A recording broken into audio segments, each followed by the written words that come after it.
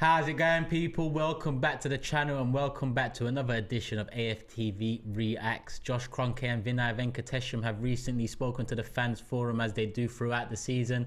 There's a few interesting subjects to pick out of that. I'm with Julian. Good old Julian. Good.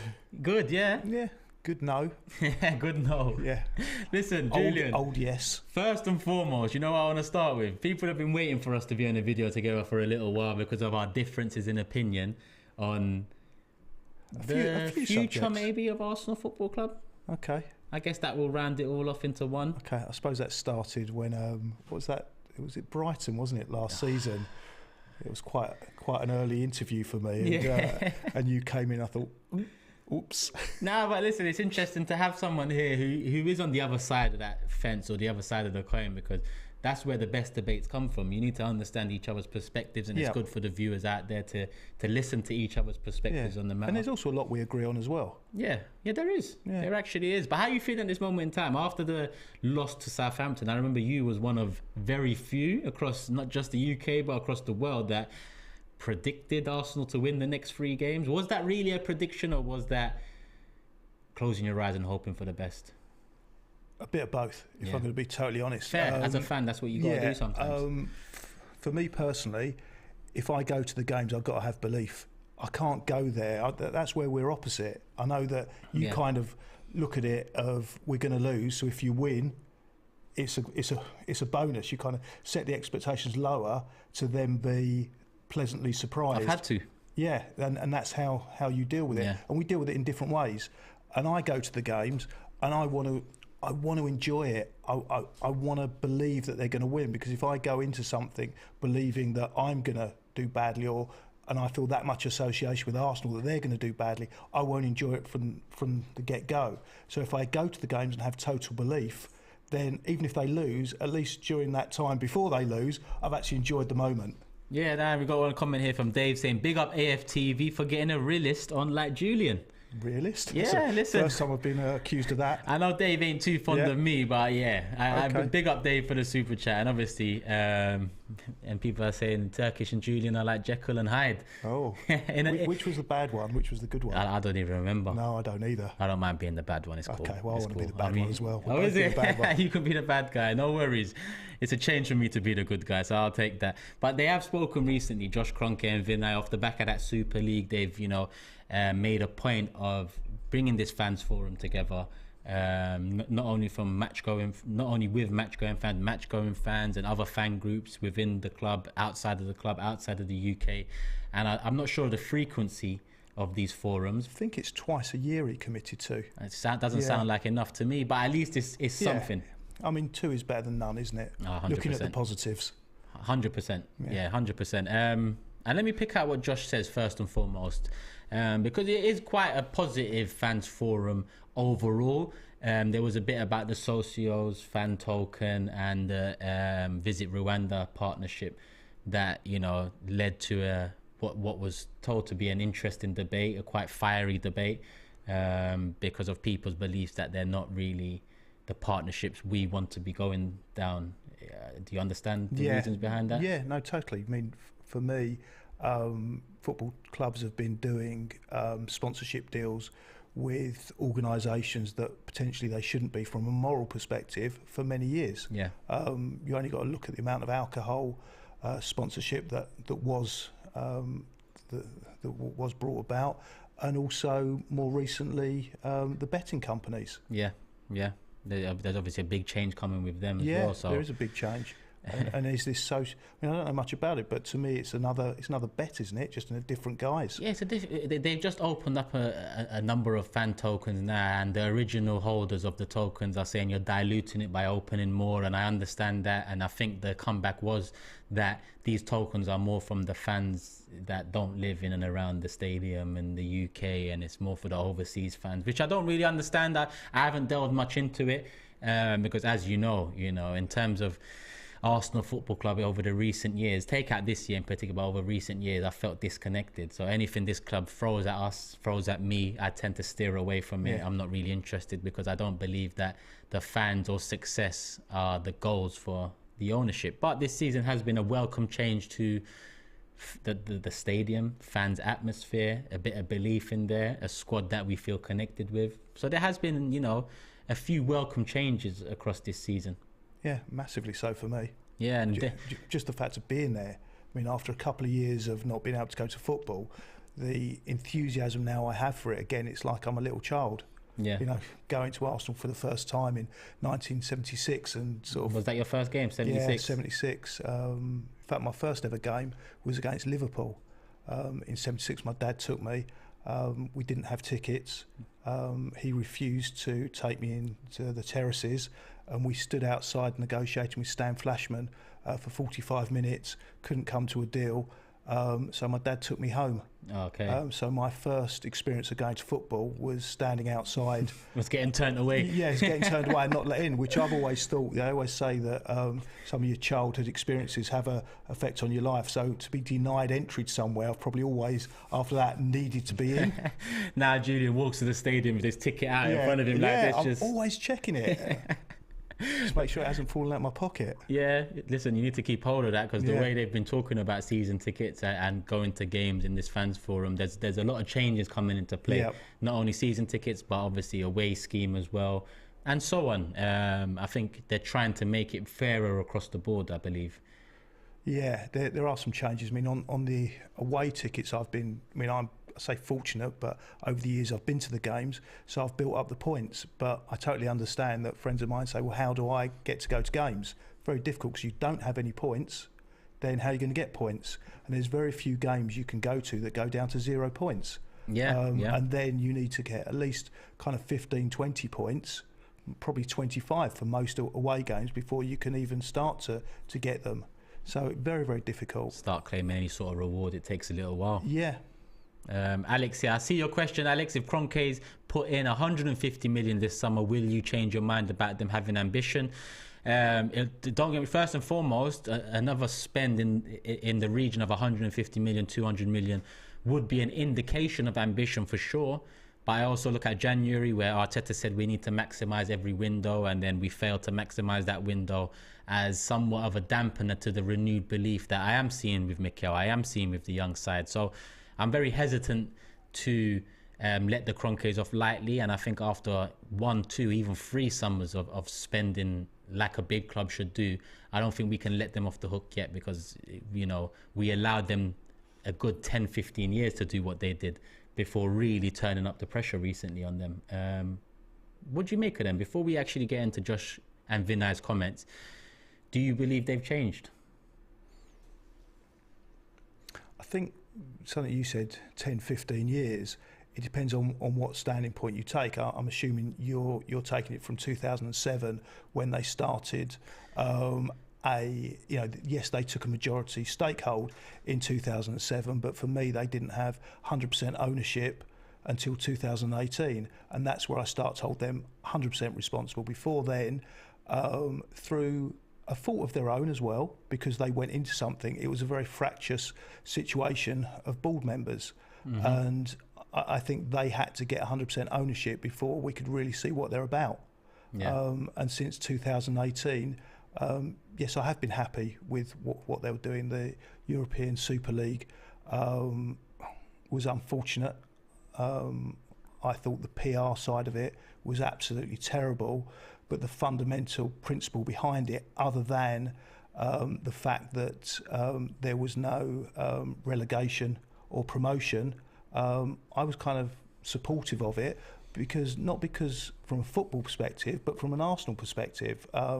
I thought it was an absolute result that we're invited in the first place, and we could have taken advantage of that. For us, a result, but looking at them, it would have been, it was cheeky of them to say the least. No, it was cheeky. Is it fair? No. As I said, if I was talking at it from a football fan's perspective, I'd say it was a ridiculous idea. Yeah. But from Arsenal's perspective, and I've always said, I'm an Arsenal fan, not a football fan. Yes, it was cheeky, but it would have worked for us. And now when you look at the Champions League, what are they doing? They're doing something pretty similar.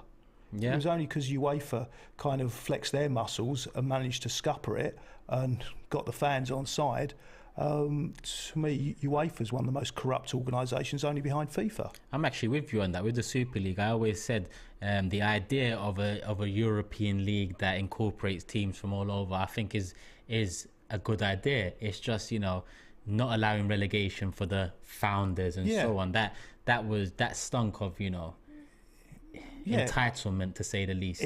That part was wrong, but we're kind of there anyway. It's just called something else now, and that's what they're kind of trying to get in almost under the radar. Yeah, it looks like what is it, from 2024 that the Champions League, it won't be top 4 anymore. It'll be coefficient ranking, so you could finish 6th, 7th, 8th and still be in the Champions League, which is nonsense. To me, what's the difference? But is anyone kicking up a stink? Is anyone protesting outside? Is anyone invading the pitch at Man United? Is Gary Neville shouting and screaming about it? The champagne socialist that he is? No. It's been done in a different way because his paymasters are probably behind it. Gary Neville's a funny guy. Now you've mentioned his name, I remember years back, and before I even came on AFTV, what did he call the fan that held the Wenger outside? Was an idiot. Yeah, he called him an idiot. And then obviously he came on AFTV and spoke with Robbie and a few others about it. But you look at Gary Neville now, near enough 10 years of Man United's decline and failure, and he's pretty much the same idiot. person. Exactly. Hence why I look at some of these pundits sometimes and I ask myself, do I listen to Gary Neville about Arsenal Football Club? Do I listen to Jamie Carragher about Arsenal Football Club? Not necessarily. They don't love the club like we love the club. No. It'll be good to have some more pundits that are Arsenal, you know, based. But I guess most of the league is screaming that. Yeah, but I felt the most educational thing with Gary Neville was the fact that when he was on the payroll of the Glazers, was he slating them? No, of course not. It not. was only when he was off that payroll and he was on someone else's payroll. So I don't. You know, he speaks very eloquently, and the arguments he puts forward, you know, they're quite strong. Yeah. However, I just think he flip-flops to whatever's good for Gary Neville. Yeah, I agree with that. And I thought it was quite disgraceful when the Man United fans protested in the way they did, quite violently, and he seemed to be supportive of that. Yeah, well, it suited him. Yeah, it suited him. Yeah, Arsenal. Hypocrite. Nothing to do with Gary. Hence why I don't listen to Gary or a few of those about Arsenal Football Club. But let's get into the crux of this fans forum. The first quote I picked out is from Josh Kroenke. What I'll do is I'll go through the quote and then I'll give Julian the chance to give his perspective. I'll give my perspective. I'll look at what the chat is saying and pick out any interesting comments. So Josh started off with saying, it's been a roller coaster of a season. I say that with a smile on my face. To think back to where we were after 3 matches, Mikel and the team have done an amazing job stabilising the ship. I want to thank you guys for sticking with us through all the ups and downs. The support home and away has been unbelievable. I can feel and hear a whole new level of connection that's going around the club. It makes a real difference. We've got plans in place to continue to strengthen the squad. Now having matchday revenue and having fans back in the stadium has been great. We continue to provide whatever support we can for Mikel and continue to push the squad forward to achieve our goals. So what do you make of those opening remarks from Josh? I heard him talk at the last fans forum, and I was ever so impressed with him on one side, and then realised that he is obviously very well media trained. I'm glad you said it and not me, because they'll say I have an agenda. So does he have an agenda? You don't really know. He's a politician. He speaks really well. If you just listen to the words and the tonality of how he comes across, he's very believable. He was quite educated in not only what's going on at Arsenal now, but he'd also researched the history. So I know he's been accused of not caring, but whether he cares or not, you don't know. The facade is really good, but he also obviously puts the work rate in, because you can't just come out and speak that eloquently. You've had to put the work in to do that, whether you believe in it or not. So those words, exactly what we want to hear. Yeah. But I wouldn't expect him to come out with words we don't want to hear, even if you believe that. Yeah, 100%. I get what you mean. There might be a bit of PR behind that, but like I said, I'm glad you said it rather than me, because people tend to think I have an agenda. My only agenda is, Arsenal being great again and challenging and competing. That's the only agenda I have. But for me, and I think for you as well, words, whether it be the written word or the spoken word, are less important than the actions. So yes, we can discuss the words, but I think it's more relevant to discuss the actions behind them. Yeah, I agree with that 100%. Actions speak louder than words, as they say. They do. They always do. Vinai backed it up with the one constant this season is that support from the fans has been amazing. Before the season, Mikel and I talked about how do we get the connection with the fans back, and it feels like it's really strong at the moment. Yeah, it's not difficult. How do you get the connections with the fans back? We're pretty shallow. You just got to win. Yeah, well, yeah. I'm glad you said it again, because the way they make it seem is like, how can we get the fans back? It's really complicated. If we give them a few more socios tokens, do you think they'll be on side? But really and truly, it's about winning, showing ambition and fighting. And I've seen you. When they win, you're happy. I'm glad. Tell them. Yeah, you're happy. You are happy. The other day when I came back from the Man United game, you had this big smile on your face. Of course, this is what I want to see. Yeah. Not us just competing for top 4, but I want to see progress. I want to believe again. I want to see young players that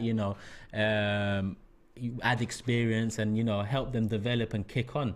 That's what Arsenal's been about. It's just that under this ownership, we've had young players before, and I've failed to see development. I've failed to see us creating a platform for them to succeed and want to be here. Hopefully, this time is different. Yeah, since 2018, it's changed. 2008, you love that 2000. I'm going to compromise with you. Go on. And okay, 2007, 2018, let's compromise with when they took 60% ownership in 2011. 2011. When did they get Ozil in? 2014. So is it 14? 13. 2013. Yeah, 2013. Okay. So you're still happy with them from 2011? Oh God, no. Okay. I mean, for me, the worst decision they ever made was bringing Ozil in. Oh yeah. Yeah. Yeah. It was a big signing at the time. It was a big signing. Yeah. But you think it took our eyes off the ball and maybe gave them some more time to? I think it was one of Arsenal's worst decisions, and he was very supportive of Ozil. And at the time, he was very much a Arsenal kind of player. I thought Arsenal towards the end, the second half of his Arsenal career, it was almost like you look for ballet dancers. It was all about artistic flair rather than actually being worth seeing that player. Yeah. I'm very much into effort. I was brought up under George Graham. That was my kind of first Arsenal manager hero. Yeah. And I like the effort that's involved, and Ozil for me never put that in, but Wenger very much supported that, and he gave him towards the end of Wenger's career at Arsenal, he gave him that large contract. Something you've mentioned before, whatever mistakes have been made, you can put it right to the top. You can blame the Kroenkes for that, because they allowed it to happen. They couldn't have signed that contract. Arsenal couldn't have done that on his own. He needed the Kroenkes to do that, and I think we suffered for that for the next 3 years. But that contract did, it became part of, why we could only loan players in January, or so they say. Yeah, they say. It wasn't just because of that. It's any team. It doesn't matter whether it's football, in business. If you've got a team and one member of that team is earning significantly more than the rest of the team, and that person's perceived as not really pulling their weight in a different type of environment, then that's going to get disharmony in the rest of the team, which could affect everything. For me, it was a poison running through the team. Yeah, well, I mean, you look at Man United now and the contracts and division that some of those deals have caused over the years, and the mess they're in at the moment. It was very similar to us a couple of years ago.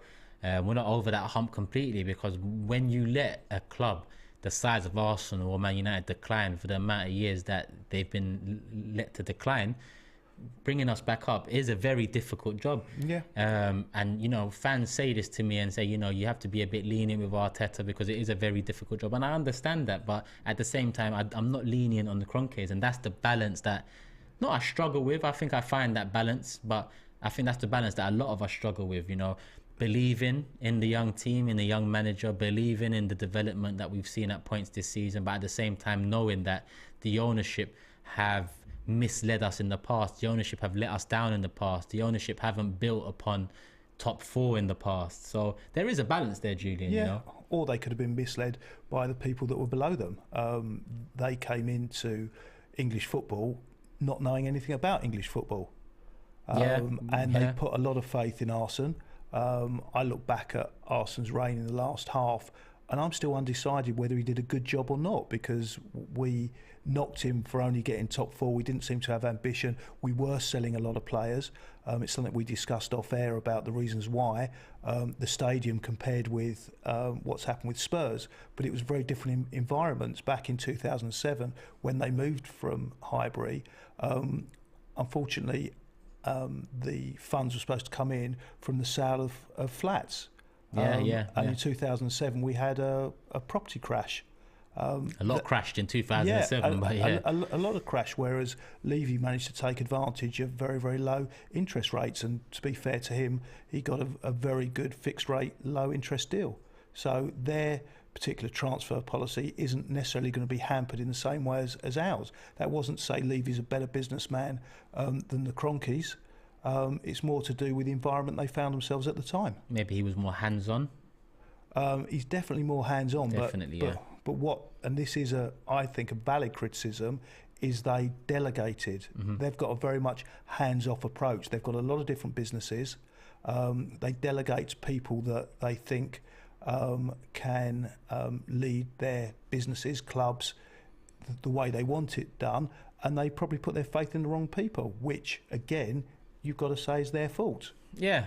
Well, putting the faith in the wrong people is something that I believe we've done as Arsenal fans over the years, but, you know, we learn from those mistakes, I think. Yeah, but the only difference with us is we don't really have control of who we put in. We can put pressure on, but ultimately they're the ones that sign on the dotted line. Making those decisions. So yeah, I'm not totally, maybe people think I'm totally for the Kroenkes. That's maybe because you're totally against. So it makes me appear totally for, but I would say that I'm balanced because I see the mistakes they've made. But also I kind of, some of them I understand. Well, a lot of people make assumptions, especially online, from mini clips or a minute of a 20-minute video or a fan cam. The reality is, when you have a conversation about it, sometimes, you know, you can really understand where a person's coming from. I mean, Gunnar Dread here says, is Julian all right?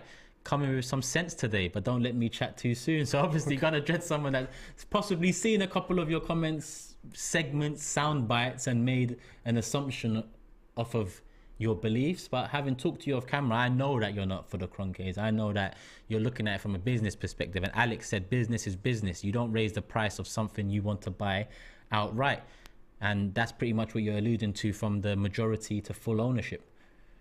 Okay, that's interesting. A bit of a conspiracy theory. It's one that I hadn't really thought of. So the idea there being that they didn't want it being too successful until such time as they'd bought it. Yeah, and then what do you do as fans? Because you understand what Alex is saying here, that business is business. But as fans, do you want to see someone wait 10, 15 years for full ownership while they bleed the club dry? Obviously not. I don't think they'll bleed the club dry. And I do sincerely believe they wanted, who's the guy that ended up at Everton? Usmanov. They wanted him out. Yeah, they absolutely wanted him out. They didn't allow him on the board, did they? No, they didn't allow him on the board. They made it as uncomfortable as possible. Usmanov didn't want to go, and actually, in hindsight, it's a result that Usmanov didn't succeed. Well, yeah, you look now what's happening. Yeah, exactly. So, it's kind of worked out for the best. So if you had a choice out of those two. Josh could look at me and say, I told you, Turkish, mate.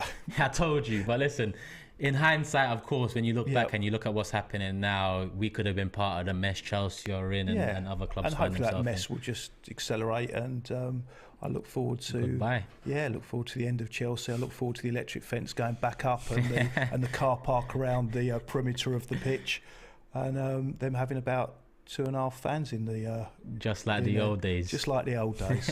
Rab says, Optimist FC, Julian and Ty's new show. You like the sound of that? I like the sound of anything. Of you and Ty in it. People, it might be coming soon. Look out next season. Julian and Ty, very own special. Let me get back into the quotes because we've got a few more. And we are nearly half an hour in, people. It was meant to be a half an hour show. We are going to go over, so hit the like button. It's only on 200 now. There's 1,700 people watching live. Get it up to 1,000 nice and early, people. Love for the love. Vinai goes on to say, given how much change happened last summer and given the age profile of the squad, the reality is with 4 games to go, we are a bit ahead of where we expected we would be. We are still behind where we want to be, and that's competing to win the biggest trophies in the game. I feel like that last sentence was for someone like me who, when I read that, bit ahead of where we expected to be, I could have thrown my phone. But when he says we're still behind where we want to be, how do you take that, Julian? Because this, even coming up to the end of the season now, a strong debate is, does top four define the process? Does top four mean Arteta gets a new contract? Does finishing 5th, 6th mean that Arteta should be let go? When Vinai says we're a bit ahead of where we expected to be, is it right for me to criticise maybe the pace that they're working at if you didn't expect to be in the top four or in and around the top four fight in the second full season of your manager? Is that wrong of me, or should I be more patient? Yes, is my answer. But I think you have to take that in relation to who we're playing against. It's not just about Arsenal. Times have changed since Arsenal dominated. And when Arsenal dominated, we only really had one other team that we were competing with, which was Manchester United. You look now at the Premier League and you've got Manchester City, Sugar Daddy Club, Chelsea, hopefully ex-Sugar Daddy Club, Liverpool, who have done phenomenally well on the back of two things, I believe, is that number one, getting a very good manager in, and number two, taking full advantage of the Coutinho situation, that they invested really well, and they're as good as either of those two teams, possibly better. Then what you've got is Manchester United, who, okay, this season they've been dreadful, but they're the kind of club that can go out and get the best managers in, still attract the best players. Something we've been discussing is it doesn't always matter so much about Champions League if you've got the brand behind you. Now, it sticks in my throat, but Manchester United is still, brand-wise, the biggest club in the UK. Yeah, they are, and they can still attract the big players, whether they're in the Champions League or not. So we're competing against them. The other lot we're competing with is them lot down the road. We shouldn't be, but we are, Well, we shouldn't be, but they are. I mean, as I said, I've been watching Arsenal since '76. I remember sort of having a debate with a Spurs fan in the '90s, and he said to me, "Oh, yeah, it goes in cycles. Spurs are good for a bit, and then Arsenal are good for a bit."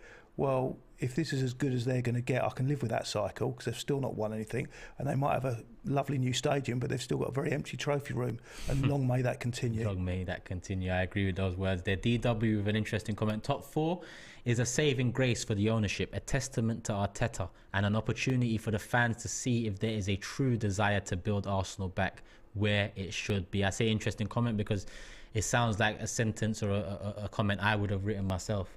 That's exactly how I see it, I don't want to make top four just to be in Champions League next season. I want to make top four so there's no excuses for Kroenke, for Vinai and so on. I want us to make top four. So with the wage bill being cleared over the last year and a half, with the young squad, surely top four along with all of that means that this summer will finally be that big summer that we've all been crying out for 10 years plus. That I really want that to be the case. Or we make top four and Kroenke shows the same colours he showed under Wenger where he didn't build upon that top four finish. I'm hoping, for the former. I'm hoping they have changed their ways. But until we get Champions League football, I think it's hard to evaluate whether they have, because my frustrations built around them when we was in Champions League. So just getting back into Champions League doesn't relieve my frustrations of how they've been over their time at Arsenal. It's what they do with Champions League football, how they act off the pitch. I think Arteta, I think the young players have done more than enough on the pitch. It's time for the people off it to do more than enough and lead us into next season on the front foot. Yeah, but the people off the pitch still put the people on the pitch. So we've got to give them some credit. Yeah. It's 150 million spent. That's not, money you just pull out your back pocket. In football it is. 150 million. I think we spent more than any other club last summer. We did, but then when you really break it down, 150 million on 6 players. I believe United spent 140 on 3 players. Chelsea spent 100 million on one, and a loan signing that he's potentially in sell worth 40-30 million. So there's context to it all. Yeah. At the stage we were at, I think, looking back now, building a solid base and a solid foundation of youth probably was the best thing to do, because it looks like we might get Champions League football and we can bring in the quality and experience that Champions League football will need. So it looks like in hindsight it was the right thing to do. At the time I was very frustrated. At the time I'm looking at other clubs spending big on big players, thinking we need quality. We still need that quality, but you look at some of those clubs now, you look at Lukaku at Chelsea, you look at United signings and whatnot, it hasn't really boded well for them. So it's not just about how much you spend, It's about where you spend it. And I think the mistakes that the Kroenkes made previous was that they still spent it, but it was wasted. Look at the Pepe deal. I mean, that summer we spent 140 mil, I believe, the year we bought, because it was Pepe, Tierney, Martinelli, Guendouzi, Torreira. Was it that year? It was Guendouzi, Torreira, Martinelli, Tierney, Pepe. It was that year, and Saliba, and then we sent him back on loan. Yeah, but then you've got, I mean, Pepe deal to me, I still can't get my head around it. £72 million for me. He looks like a £10 million player with £62 million in someone's back pocket. Yeah. It'd be interesting to see whose back pocket it's in. Exactly. And DW backing up his earlier statement. Ironically, I never usually see it all in the same light as you have, Turkish, but it provides us a no excuses situation. Finally, in brackets, I'm a huge proponent for Mikel Arteta and how he's improved the culture. Listen, when your agenda is Arsenal Football Club being great again, when it is about Arsenal Football Club challenging and competing again, you know, we're going to align somewhere along the line, you know, and we might have different views of how it's been over the past 5-10 years. We might have different views of how it is now, but you know, that's what football's about, having debates. And when you all of us support and love the same club, why would someone accuse me of having an agenda against a particular player or a particular man with no reason whatsoever? There's reasons behind why I'm upset with certain players over the years, why I'm upset with certain decisions over the years. It's not just built off of no foundation. Young Gunner here with a super chat. Top 4 would be great, but it is only a stepping stone, and there is still a lot of work to be done at this club. No matter how much money is spent, I am still Kroenke out. And I think Micah here is asking, what will it take for you to trust these owners if you can? I'm pretty much with Young Gunner here. I don't see myself ever trusting these owners because of what they've done. At the end of the day, I don't get the last 10 years, last 15 years of my, my life back, or Arsenal, back. So I can't forgive and I can't forget until at least a good few years in to challenging and competing again for the Premier League, and we don't even know when we're going to be able to do that again. So yeah, but a lot has to do with the teams we're playing against. I mean, we haven't even discussed Newcastle yet. We may have lost one sugar daddy team, but that looks like it's been replaced by a super sugar daddy. Again, I'll look back at Kroenke was here when Roman came into Chelsea. Kroenke was here when Mansour took over City. Kroenke is here when Newcastle got taken over. If you don't learn from the past, mate, and you cannot use this as an excuse. I won't have Kroenke in a couple of years turning around to me and said, who knew Newcastle were going to come out of nowhere? We all know now a club can be bought and propelled to the top of the league. But how would you compete with that? By not leaving the club to rot. Bare minimum. That doesn't avoid it, because you might do everything you can do to keep a club at the top, and Newcastle go buy every Tom, Dick and Harry and still leap you. But if you don't do everything you can to keep us at the top and Newcastle come and leap you, then I'm not having you using Newcastle as that excuse. If we are doing everything we can and we are up there and Newcastle still leap us, listen, it's going to take a hell of a lot for us to get to a Man City level. A hell of a lot. We haven't got the money, the structure, the system. We haven't. I mean, look at what happened in January. I think we're in for, I probably can't pronounce his name correctly. Was it Guimaraes? Yeah. Guimaraes. We wanted him. But apparently. But Newcastle offered more money. Apparently. I mean, the other option is, if we do, if the Kroenkes do go, who would you want to replace them? What kind of owner? I just want to renew top. I don't know. There isn't one man I can say, go get him and he's going to take us back. Yeah, but I'm not talking about a particular person, but what kind of type of owner are you looking at? By type, a proactive owner would be one. That's one word I can't put to Stan, Josh, or the KSE family. They're not proactive. They've waited for this decline, and only now are they really doing things to act upon it. So moving forward, I'd like to see them being more proactive. I think January was a great chance for them to be proactive. In January, it looked like top 4, it's the light at the end of the tunnel. It's still going to be a struggle because Tottenham, Conte, United, Rangnick, at that time, it still looked like it's going to be a big battle. And they didn't act upon it. So for me, they still haven't showed proactivity, which is needed to maximize every window. And that's Arteta's word. We need to maximize every window to catch up to the best and keep up with the best. So in order to maximize every window, you need to be proactive. So Edu now coming out recently and saying we have a plan for 4th, we have a plan for Europa League. That's what I want to hear. But now what I want to see is us going into the season with every player wrapped up. Can you tell me the last season, apart from the season we didn't sign an outfield player, where we went into the season confident with our recruitment, knowing we've filled in the gaps we need to fill in, and we're not going to be signing any more players? Can you remember the last season that happened? I can't, but it's a competitive situation. If it was as easy as Arsenal were the only club in the land that go out and sign players, then we just sign whoever we want. Looking at January, I mean, we had that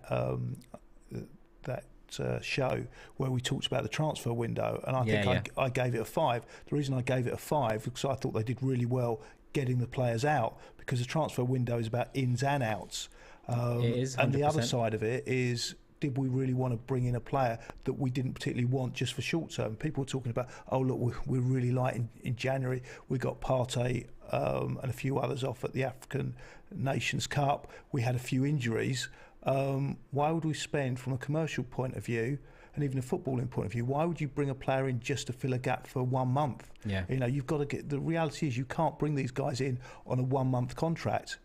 You're going to have to bring them in on a 3-4 years contract. Take a punt, And what's worked really well for us, and bringing, you know, we talk about the connection with this team, and also the actual squad seems pretty connected with each other, is it's a very refined, small, tight-knit squad, and they're all getting games. Because what we've seen over time is, you bring a player in from the cold that doesn't get many games, he takes a while to get games. Cedric was a great example of that.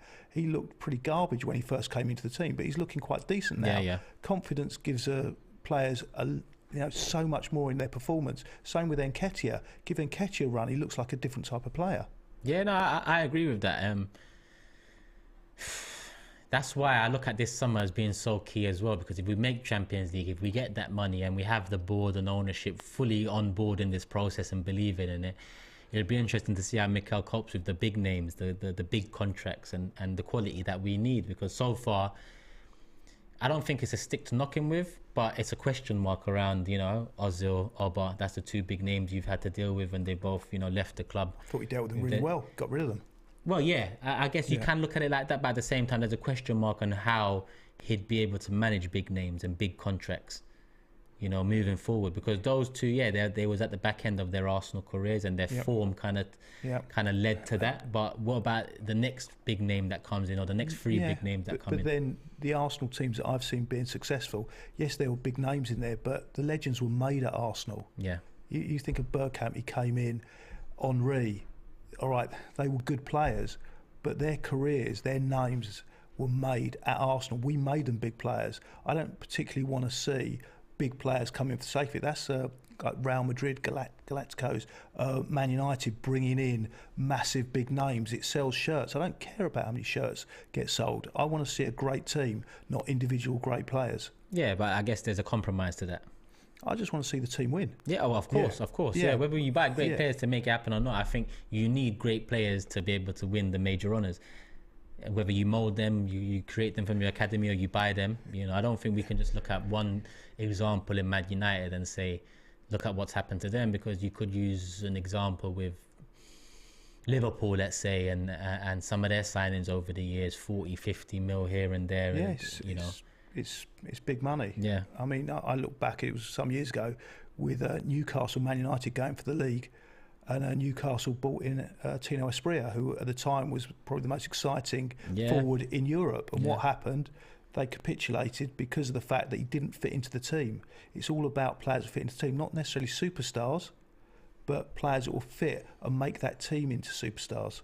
Yeah, 100%. Like, you know, when you look at Klopp, he had Alisson and Van Dijk, and that was his 2 quality signings, the final pieces of the jigsaw. Yeah. That's why even I look at all the teams that win majors, and more often than not, you need a couple big signings, whether they're big names coming in, because Alisson wasn't the biggest name coming in, but he was a big signing, and after that fee spent, he becomes a big name. Yeah.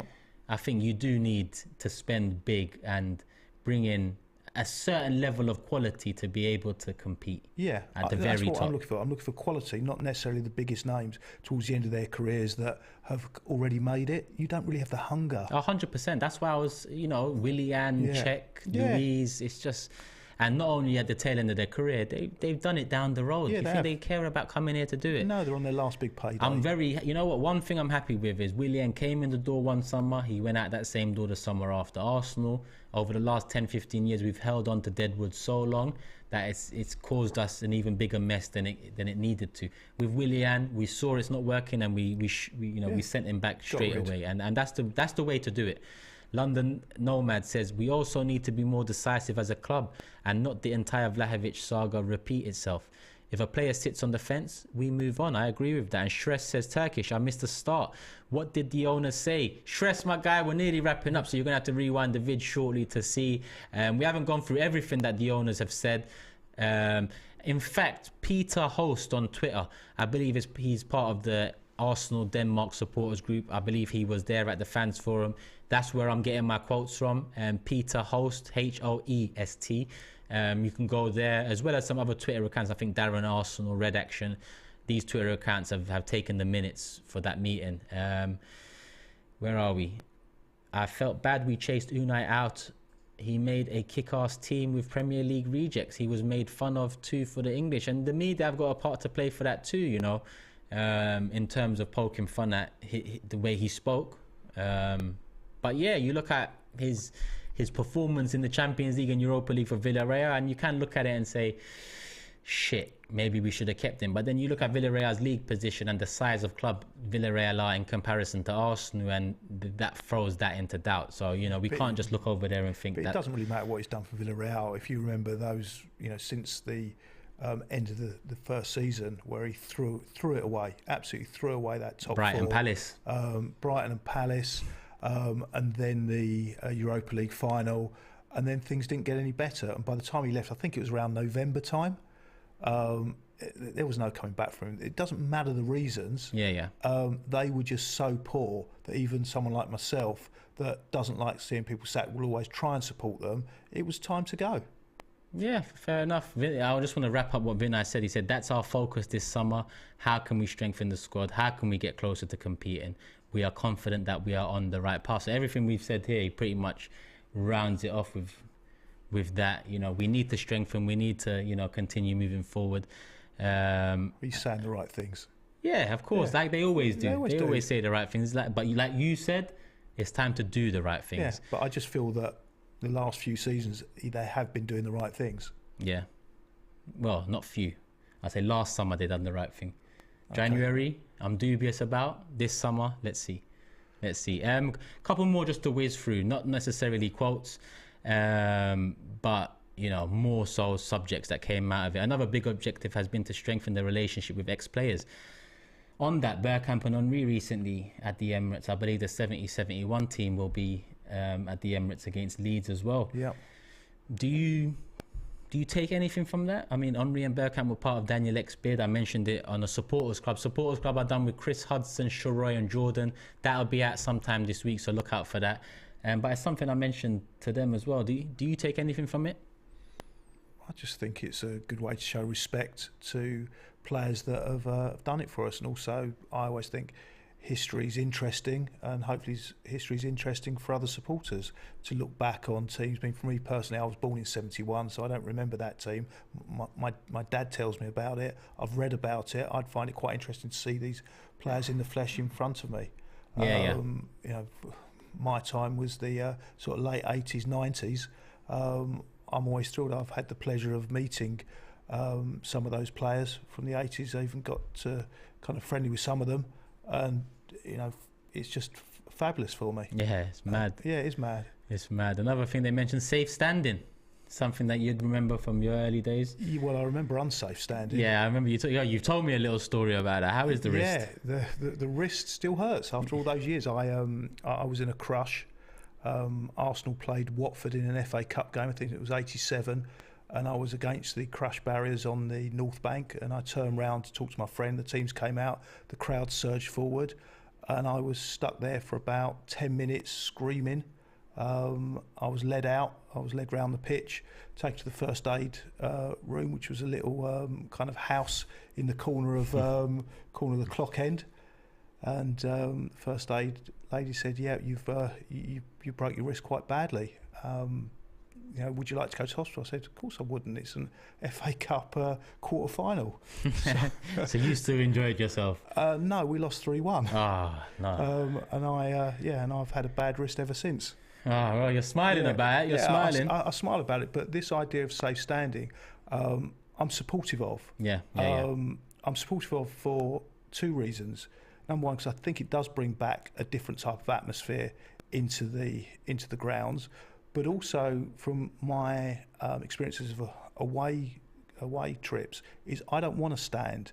And what happens is at the away trips, you're forced to stand because everyone stands up. So if you don't stand, then you don't get to see the game. Not bother going. So what I'd like is the option. If you want to stand, you can stand. If you don't want to stand, you sit. Yeah, I agree with that. And then I can get what I want. They can get what they want. I agree with that. And a couple of clubs in the Premier League have already introduced that. So I think it's definitely something to look into.